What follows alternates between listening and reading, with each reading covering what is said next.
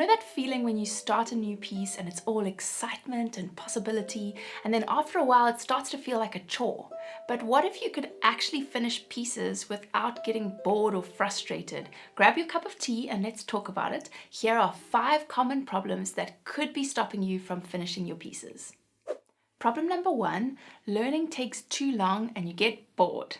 If a piece takes forever to learn, it stops being fun. It feels like this endless road of practice without the payoff. The problem is most of us are trying to learn pieces that are just too far beyond our current skill level. Maybe it's a song we're really excited about, so we can't wait to learn it.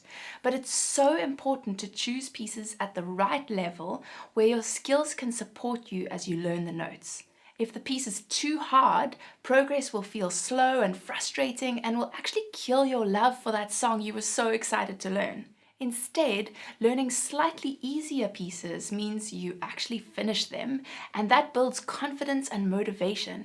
And when you do have the skills to learn that song you love, you'll be able to actually enjoy the process and finish the piece. So keep that dream piece on the bucket list a little longer, my friends.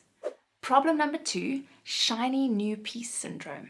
Speaking of pieces we're excited about, it's so easy to get distracted by new pieces before finishing the old one. So even if you're making good progress on your current piece, suddenly learning the harp releases a new course with a song you love and you just can't wait to get started.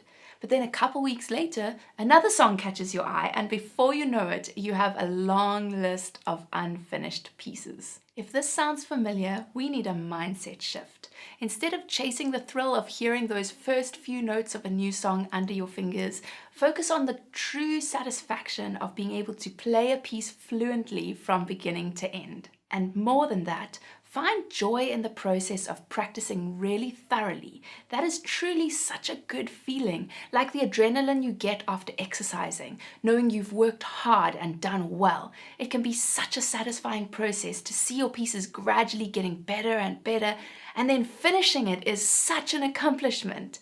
So pop that shiny new piece on a to-learn list and stay focused in your practice. Problem number 3, you keep forgetting what you practiced yesterday.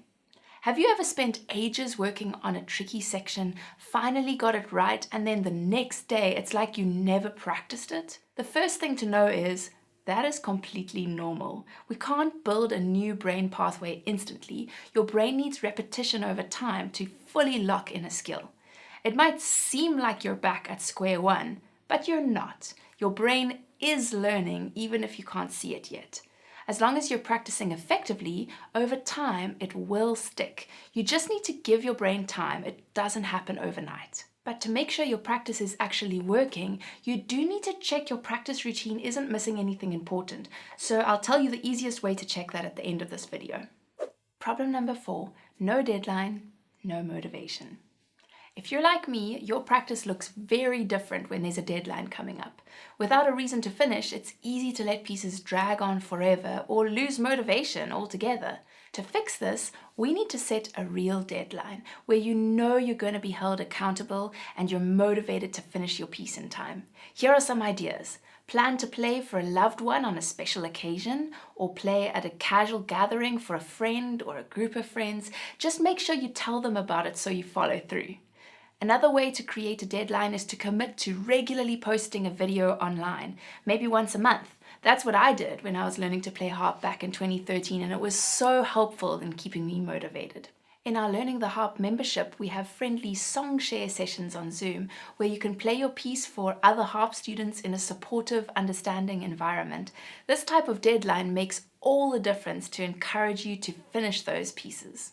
Problem number 5, I can't play it perfectly, so it's not finished. One thing I've noticed is that harp students are often perfectionists with very high standards for themselves. So there is a chance that your piece might actually be finished, you're just being too hard on yourself. If you're only making occasional small mistakes, that doesn't mean your piece isn't done. It could be just negative and critical thinking that's holding you back and not your actual ability to play the piece. Instead of being your own worst critic, talk to yourself kindly as you would a close friend, and you may find that makes a significant difference. Now, if you want to make sure your practice routine isn't missing anything important, or if you're just tired of feeling stuck, I created a 6-week program, Transforming Practice, especially for you.